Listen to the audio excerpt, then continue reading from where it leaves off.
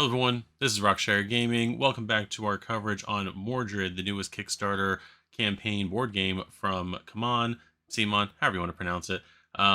This is their King Arthur style area control board game that we've been covering the last week or so. Yeah, we're going to just go ahead and take a look at all the newest updates since the last update that we covered. I think we have about 10 or so updates to cover from the last few days. So let's go ahead and just get right into it. Now, right off the bat, I do want to apologize because I haven't been able to, just things going on here at the house and whatnot. I haven't really been able to go into these updates as much as I like. I'm shooting this on Sunday, the 23rd, right now, the end of day 12. The last day of updates we covered was day 6. A couple days or so after the Forces of Nature expansion came out. Spoilers, there was another expansion announced during their live stream that CMON did during what was it today? Sorry, so on Friday the 21st, I guess it was. But I didn't end up doing a video that night. Just had some stuff going on with the kids and everything. I had the weekend off, and so we just decided to make, like I said, a big giant family day of that, and some other stuff happened too. So I apologize in rambling form for not getting this update out soon enough. Again, this is Sunday when we're filming it. This is going to go out late Sunday night, early Sunday morning. So most likely, I'm predicting another expansion. Most likely, the last expansion with the all-in will probably be announced on Monday, the 24th. But that is what it is. But we're going to go ahead and get through some of the updates today. Basically, we're going to be looking at, I think it's updates 25 through 35. So we got 11 updates to go. As of right now here on the screen, the campaign has made about 375,323 dollars over the course of the campaign. Since the last time we looked at it, they've generated another bit of basically $80,000 because last time we looked at it, the goal they were looking at hitting was 295,000, which, again, spoiler, they hit. But yeah, they've made about 80,000 or so, $90,000 since the last video that we did, not since our last update, but since the last video that we did.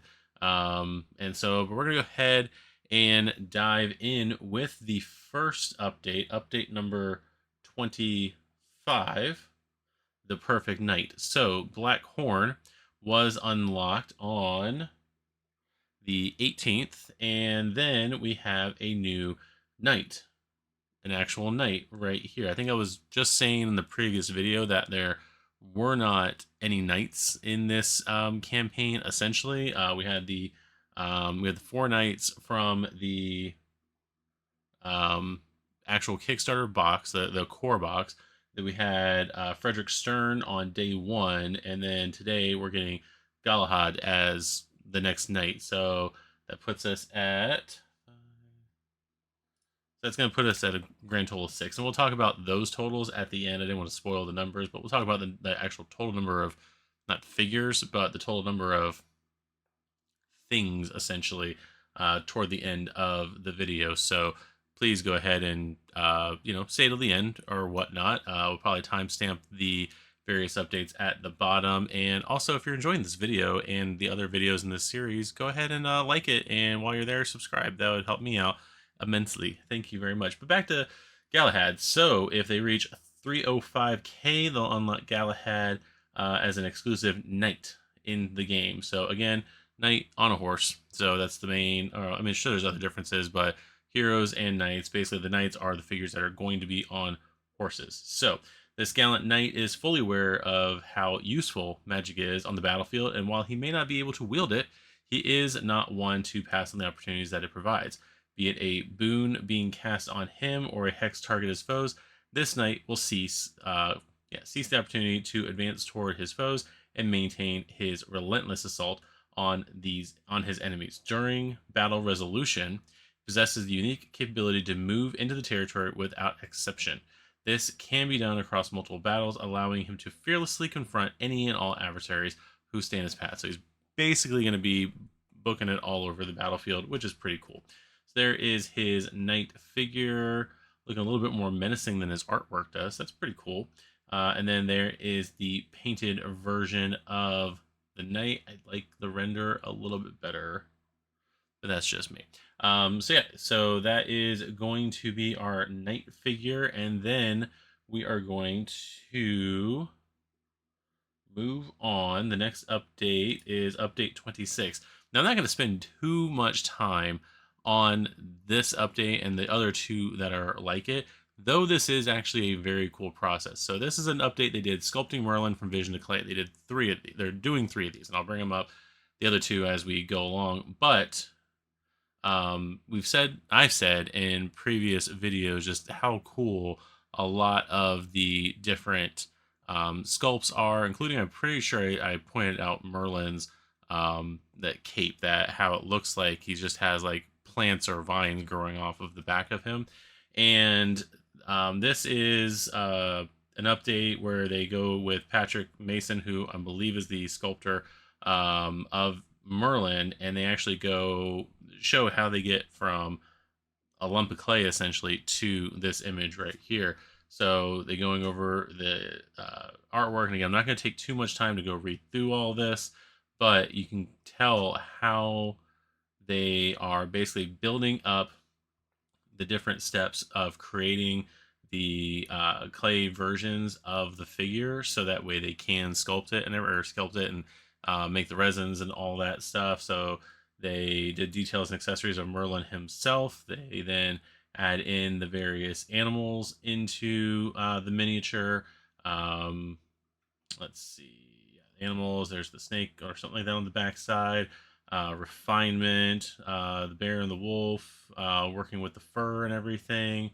The roots take shape, so putting all those roots on the back of the figure right there, adding more stuff to the cape itself, adding more animals apparently to it, complete the cape of roots, more animals. So and there, like I said, a zoom in of a little squirrel. I don't see where the squirrel is on the top one up there, but and then production, preparation, all this other stuff that goes into it, cutting the different things for the resins so that they can make the molds and everything like that.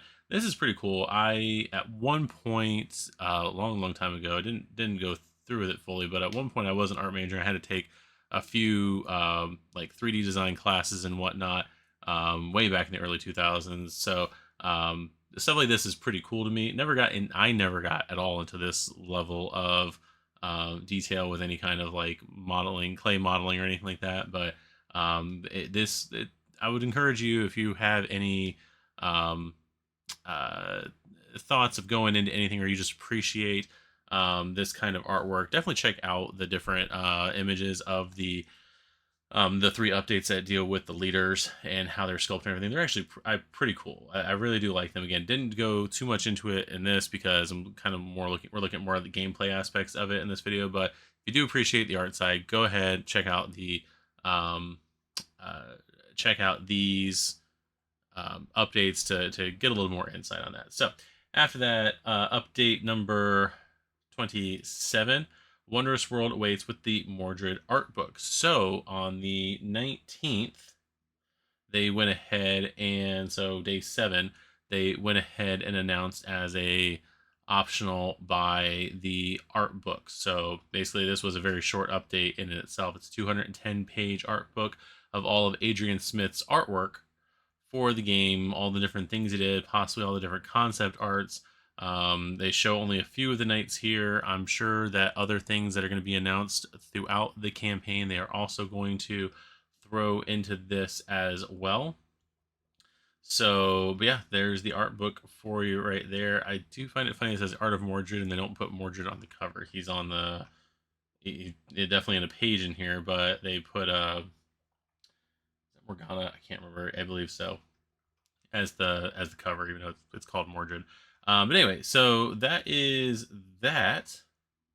So you can add that optional buy if you wish. So with that optional buy, they did unlock Galahad on the 19th. So technically, not day 7, we're on day 8 of the campaign. The art book was announced on day 8, it looks like, as well. So July 19th, hot on the heels of the art book. Then they have the new monster, Chalk, is what he was called, at 315k.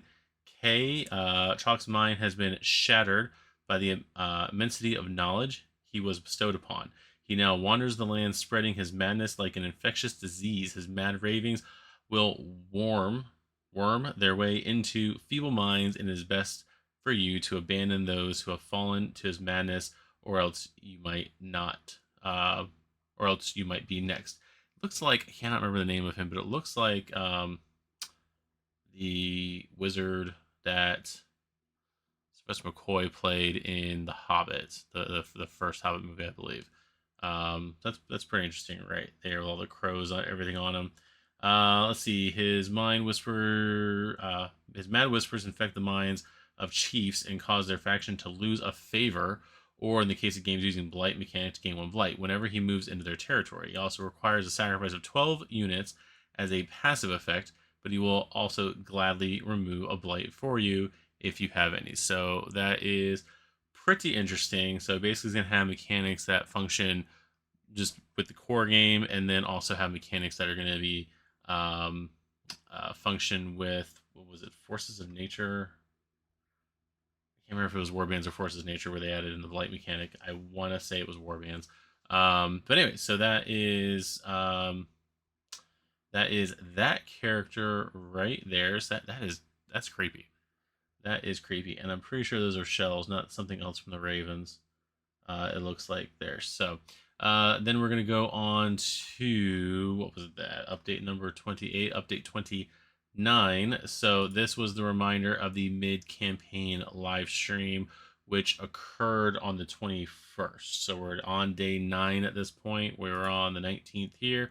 We're now on the 20th here. So we are on day 9 of this campaign. That's all this update was. The update 29 was just, hey, we're going to do a stream.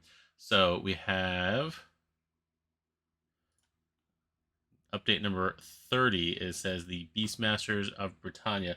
This was an interesting one because this update reminded me a little bit of the going back to Marvel United, Marvel United X-Men specifically. This reminded me a lot of the X-Force expansion that was announced, because we have a Gnomes faction. So this is the first faction in the game, probably the only one, unless something spectacular happens over the next couple days after this.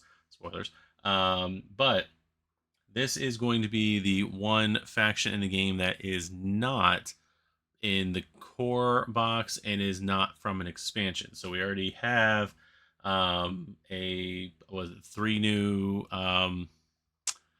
factions in the Forces of Nature box. We've got 4 factions in the main box, bringing us up to, I believe, 7 there. So this is going to bring, at the moment, this is going to bring us up to 8 factions with the gnomes. So they possess magical powers and depend greatly on beasts and creatures of the Fey realm to carry out their commands. They exert their dominance through monsters, reinforcing their ranks, enhancing their combat abilities, and even employing monsters to eliminate their adversaries.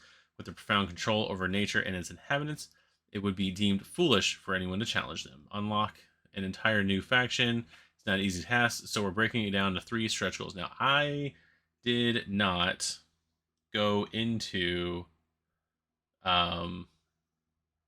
this was on the 20th. This was Thursday. Some things happened Thursday and Friday over here. Again, like I said, weird. It was a weird weekend, but I didn't have the chance to basically pay as much attention during those 2 days to the campaign to see when exactly each one of these goals was met. Spoilers, these goals were met. I just didn't pay attention to when. And CMON did not, CMON, however you want to say it, did not post updates when each spot was done. I believe they did. I think they kind of did during the X-Force expansion announcements during the X-Men campaign, but the Marvel United X-Men campaign, but they did not. I don't remember them really doing that on this one. But anyway, so at 335, they're going to unlock the Gnome Warriors. So here are the different sculpts, both painted and unpainted for the gnomes. So those are them right there. Then we've got the Gnome Mystics. So once we reach 350k, so 335 to 350, then we get the Gnome Mystic figure with looks like pigs riding on right there. So that's pretty interesting. And then the Gnome Chief and the components, which would include the Chief figure, the faction dashboard, 17 cards, 5 tokens, and the 2 color bases, one for the heroes, one for the knights. So we get all those things there. And then here is the list. Here is the final picture. So again, because they don't really go into it in this at all either. They didn't go into like the other factions, the faction update we had. They didn't go into like what necessarily the spells or anything did or what their stuff was. So it's just basically like, hey, we're gonna unlock a faction. Here it is. So this uses the color orange, like a yellowy orange. So yeah, so that was that update. Then we get a bigger update. And again, this is something I probably should have announced on Friday because of the fact that we're going to have, I'm just glad I didn't wait till tomorrow to try to do this because I would have had to throw possibly something else in. But so the next update here, 31, Travel to Distant Shores with the Old Enemies expansion. So this is the third expansion after Warbands and after Forces of Nature. So this is the newest announced expansion for the game. So it says here, yet more news, almost disturbing, where I allied with any one faction. The Hobbs and Hillmen would seem to be on the march. I expect that the Hobbs, of course, masters of the waves that they are, with the mainland coming under sway from the chaos, one would presume it to get their attention. And the Hillmen, who are not ogres, whatever one might think, will rarely turn down the call to war. Most vexing is one who might rival Mother, Merlin, and myself in power. Grandfather, Uther Pendragon, called back from death by what I can only assume are the very means by which humans summon their ancestors from their graves. The balance of power was already precarious, and now my grandfather arrives to lay his ghostly thumb on the scales. This land will indeed be awash in blood. Mordred. So this is going to be a new expansion with quite a few things in here. And as you can see from the various colors, we are going to get a new leader in the form of Uther Pendragon. We are going to, as I said, get the Hillman and the Hobbs as a new, I could have read it right here, as a new faction in the game. And looks like 3 new monsters in the game with some Kickstarter exclusive bits right here, including another monster, more base covers, and the strongholds miniatures for Uther. So there we have, and then we have the Gaul Island board, Uther miniature, 3 monster miniatures, 2 Gaul region cards, 1 Uther leader card, 3 monster cards, 3 fate cards, 15 essence tokens. Excuse me. The Hobbs faction and the Hillman faction, with each faction having the normal stuff. 1 chief, 3 mystics, 9 warriors, 1 faction dashboard, 1 knight color base, 12 combat cards, 5 spell cards, 4 action disc, and 1 player tracker. And right here are the hero. So you get the knight discs up there, you get the hero ones down here. So that is pretty cool. So we're going to go into a little bit of this. Let's see. As the seas calm, the ancient land of Gaul reveals itself. Its vast, untamed territories are now ripe for conquest. The various warring factions converging upon the land. A relentless conflict is about to erupt as each faction vies to claim the land's untold riches, power, and the legacy of Gaul's forgotten secrets. Now, it says the land of Gaul, not the island of Gaul, but it says up here Gaul Island. So my question is, like, I'm just gonna have to use this picture down here. If this is all, I'm assuming Great Britain to a point, is this I was gonna say something else, but does this like mainland Europe over here. This one down here, I'm assuming. I would imagine. I'd have to imagine that. Yeah. So I guess I'm assuming. So East and West Gaul are on a single board, which is attached to the bottom of Britannia and connected through sea routes, Anglia and Cornwall, respectively. Gaul Island territories start the game with more favors, making travel across the seas to get to them extremely attractive in the early game. So again, yeah, it says Gaul Island, so I'm assuming not, but I'm assuming. I don't know. With the addition of the Gaul Island board, up to 5 players can now play Mordred with no additional rules required. Simply add the Gaul region cards to the region deck and set up as usual. So this is the 5-player mode in the game. Instead of playing 4, you can play up to 5. If we get this game here, it'll still probably be 3, unless we make some vast changes to how this room is set up, which might still do. I don't know. Stay tuned for that. Let's see. Essence. A new mechanic is introduced in the Old Enemies expansion, giving players the ability to tap into the power of Essence, turning back the sands of time and allowing players to strategically expand this valuable resource to manipulate time to their advantage. Essence is a rare resource and seems to gather at those who would need it the most. After each war, the players with the lowest overall favor take 1 Essence token from the General Reserve, which they can use during their turn to reduce their action cost by 1 unit of time per Essence. So that's pretty cool. So basically gives a little bit of a way for somebody who is behind as far as the favor track goes to try to get an advantage in some other way to hopefully gain favor through normal means throughout the rest of the game. So there's a little bit of Uther there. The Old Enemies expansion introduces Uther, a 4th leader, into the mix. Uther seeks the whereabouts of his son Arthur, enters the gruesome conflict with the hopes of bringing it to its resolution. Amidst the chaos, he seeks not only to end an end to the bloodshed, but also hopes to uncover the clues to his son's whereabouts. There can only ever be 3 leaders in the game of Mordred. To play with Uther, simply swap his leader card with any of the existing leaders. So you're not playing with 4 leaders on the board. It looks like Uther is just going to replace Mordred, Morgana, or Merlin in the conflict. So basically, whichever one you don't like and you like this guy better, throw him in. So there is his miniature right there. Other than the sword, I'm more looking at like this with like King Triton vibes almost more so. I don't know why, like just now when I said, because I've seen the images of him before, just for some reason, just the way that the everything looks down here and whatnot, and the sweeping and the beard and the whatever, it's just that. Now I see this and I think, no, this looks like a ghostly undead murder guy, but yeah, there is his figure there. So most likely we're going to get a sculpting this leader here. So now let's go ahead and take a look at the factions. So first of all, we've got the Hobbs. The Hobbs are the unrivaled masters of seafaring tactics. Their strength lies in their maneuverability, and their expertise and knowledge are just as applicable on land, allowing them to effortlessly outmaneuver and outflank their foes, striking with fearsome precision. So there's that. They're strongest on water, and this shows in their combat cards. With the inclusion of Gaul Island, Hobbs have plenty of opportunities to show their skills of period.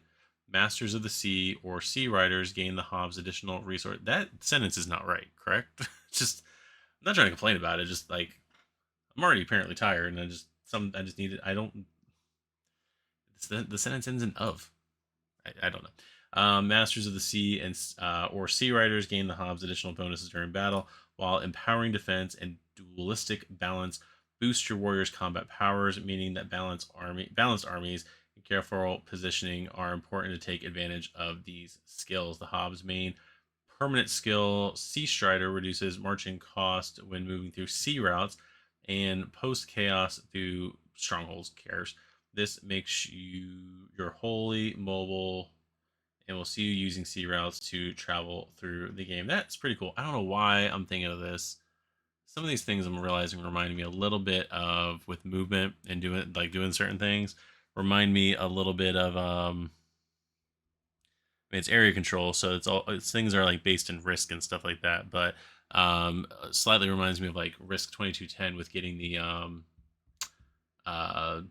getting the commanders and everything, and being able using the naval commander to be able to walk into the sea territories. That's pretty cool. It gives me a little bit of that kind of vibe to it. Isolation is a permanent skill that punishes opponent stragglers that break off too far from their army. Pre-chaos, it adds attack and defense to your chief if you battle opponents that are alone, and post-chaos, your opponents are limited to 3 combat cards per battle. So there's the chief right there.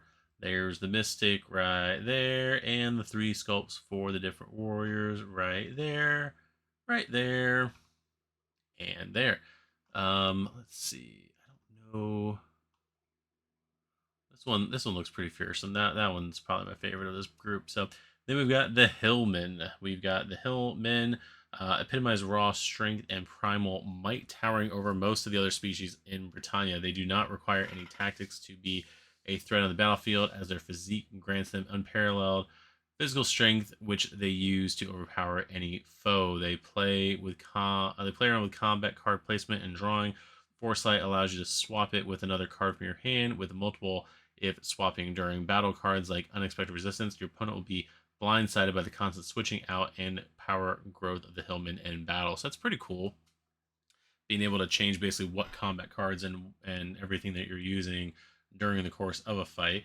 The Hillman spells focus on sheer combat power more than anything, with mystical reinforcement. If you have a mystic in battle, you get to add the top card of your combat deck to your warrior slot, and 2 cards and 2 cards post chaos. It doesn't matter what the card is, the Hillmen just want more. There you go. Fear the Chieftain is a permanent spell that centers around your chief. Pre-chaos, your chief gains offense or defense in battle, and post-chaos, if you have less than 2 units in battle and one of them is your chief, it triples his combat effects. There you go. That is scary on the battlefield. And there is the chief miniature there. Very, very gruesome. Almost looking like in the render, looking like a big old orc, even though down here you can definitely tell they're human here. So there is that Screaming Mystic right there. And then the 3 sculpts for the warriors.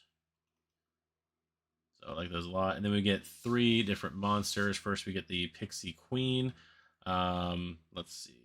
No one can fully understand the intentions of the Fae, but they usually lend aid to mortals on their whim. Her regal presence alone is enough to awe and inspire, and all who rally under her banner will be graced by her blessings. So, whenever the Pixie Queen moves into a territory, she bestows her blessing on everyone present in that territory, allowing them to recruit additional troops to their forces. And if you continue to stay within her domain, you would be rewarded with a precious resource at the end of your turns. Essence. Sweet. So she's going to give that essence mechanic out, and she's basically going to be buffing your forces if she's near enough to you. So there's her painted figure and her non-painted render right there. And then we've got the Green Knight, who has little demon things, and its head's cut off, and it got flowers or something like that coming out.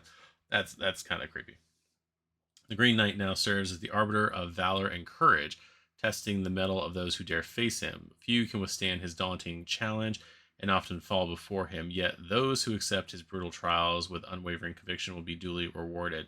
For the Green Knight recognizes true bravery. The Green Knight tests are harsh and cruel, killing 1 unit for each faction in the territory he enters. However, if you undertake his trials and pay his tolls, Green Knight will reward you with your valor with his boon. Essence is hard to come by, and in Britannia he offers it to you if you're worthy. So basically, I'm assuming this one and the Red Cap Druid, they're basically all messing with essence in some way. Even the Red Cap, we'll look at Green Knight's figure right here first before I move on. But and there's his painted version with all that not blood coming out of his neck.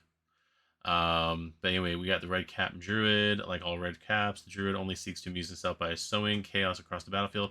One moment you might be basking in the abundant boons and blessings that he bestows. Next, the capricious, probably a word I've said before, I can't read it. Trickster will snatch them away just as quickly. He will leave you humbled and longing. Makes him highly unpredictable. He doles out gifts of essence to any territory he enters, but as soon as he leaves, he takes all your essence, leaving only that measly piece he gave you earlier. So if he grants you like 1 and you had 5, and he walks out of your territory, you basically just get the 1. So that kind of sucks, but and I don't know if you can get that high in it, but there he is on mushroom, his mushroom face right there. So there's that. And then the exclusive bonus. So we got Oberon. Oberon is another monster, I believe. This mystical fae holds mortals spellbound with his captivating tales and otherworldly feats. I'm going to scroll up before we look at the miniature, because the miniature on this one is crazy, and I don't know how all of you painters are going to paint him. A lot of taking apart, I'm assuming. With this mystical fae holds mortals spellbound with his captivating tales and otherworldly feats. None could rival his allure. Each word he utters and each dish he presents enthralls his audience, inevitably bending them to his will. Whenever Oberon moves into a territory, he draws units from adjacent territories into his. The enchantments he casts bind mortals to his will, and they will find a lot of difficulty in attempting to organize a march to escape his clutches. So there is that. That is disturbing. I didn't notice the things in the background hanging. Yeah. So yeah, so he's basically just walking through, and he's got a couple of maidens hanging from the tree branches. That's a little bit disturbing. So I don't know how people, and we're going to see it down here, I don't know how people are going to paint into those trees, but apparently Fabrizio did here, and that is awesome. That is disturbing. I think, assuming still alive or something, because they got clubs. Whew, that's a nightmare. That's a nightmare right there. So Uther's cares.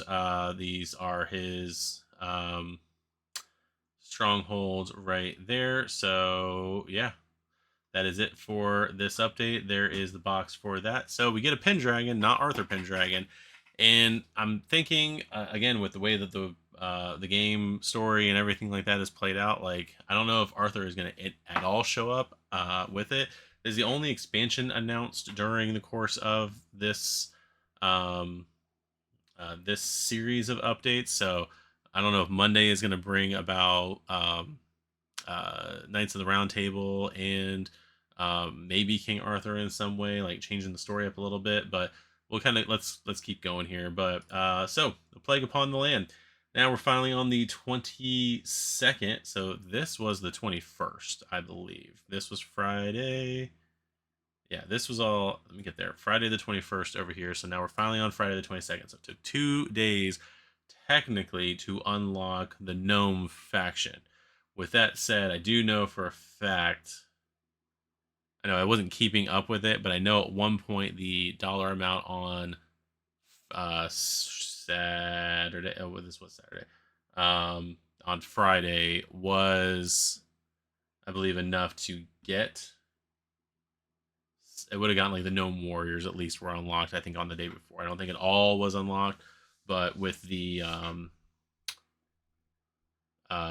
again, I wasn't paying too much attention to it for a few reasons, but I know that some of the parts of it would have been unlocked on the Friday, except for they didn't want to say anything on the Friday. So now we're on the Saturday, which I believe is us on the day 11.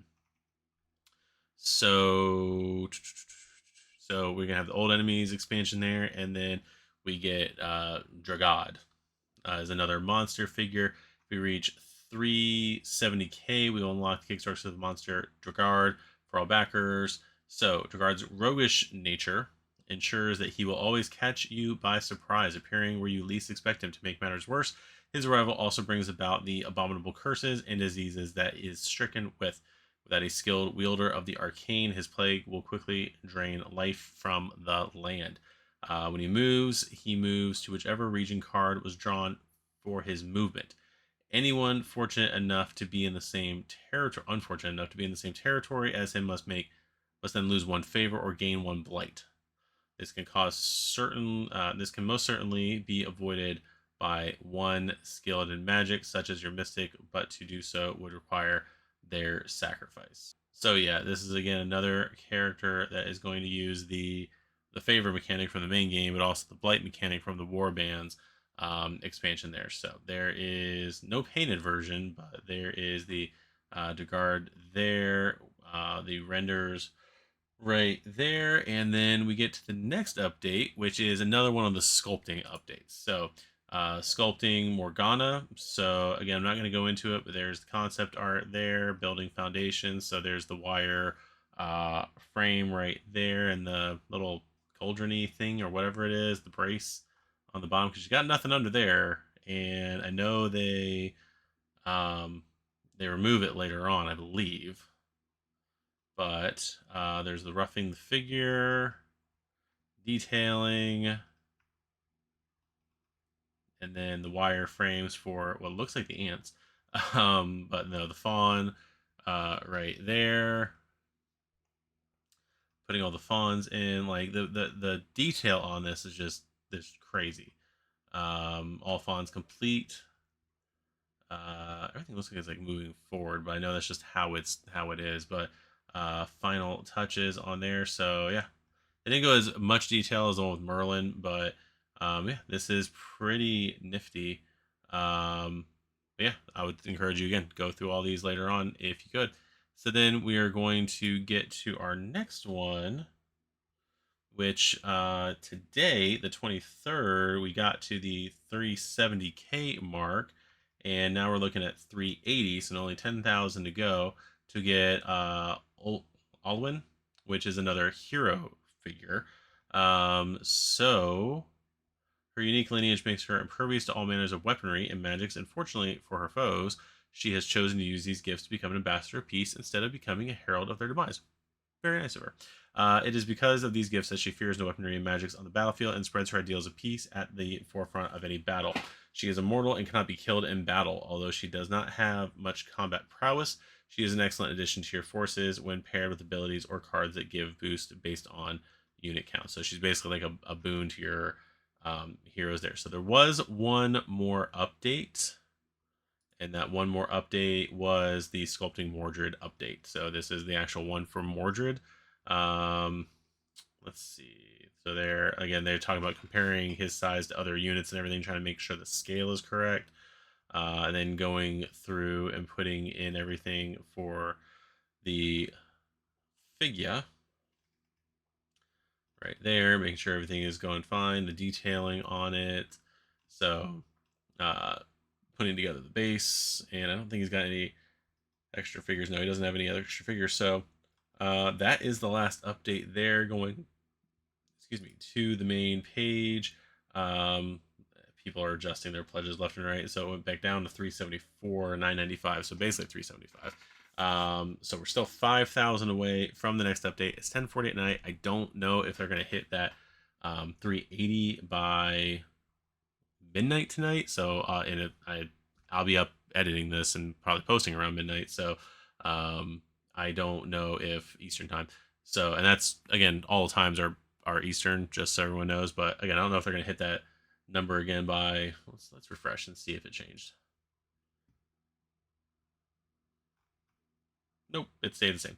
So but yeah, so I don't know what's going on there, um but yeah, so that is all the updates up through update number, where are we at, 35 for Mordred. Right now we're trying to get that Alwyn. As far as full numbers, I mentioned that earlier in the campaign, so we're on day 12 right now. Technically with the starting in the middle of the days and everything like that, we're actually going to be going through a 15th day. It's not a full 24 hours in that 15th day, but it's a 15th day nonetheless. They started the campaign at 3 o'clock in the afternoon, so for me, day one is like 3 to midnight, so it's like a 9-hour talk about, not a full day necessarily. But as of stretch goals right now, we have unlocked 2 knights. We've unlocked 5 heroes with a 6th one on the way. 11 monsters so far, and 1 whole complete faction. Um, with that, um, total for the game, not like total figure count or anything like that, but total, we've got 6 knights total, counting the core box.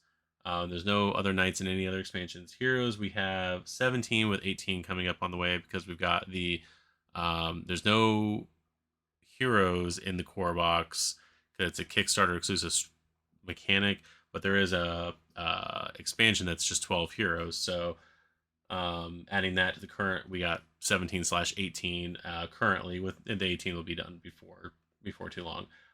Total number of monsters, I'm counting this right, is about 19 monsters in the game.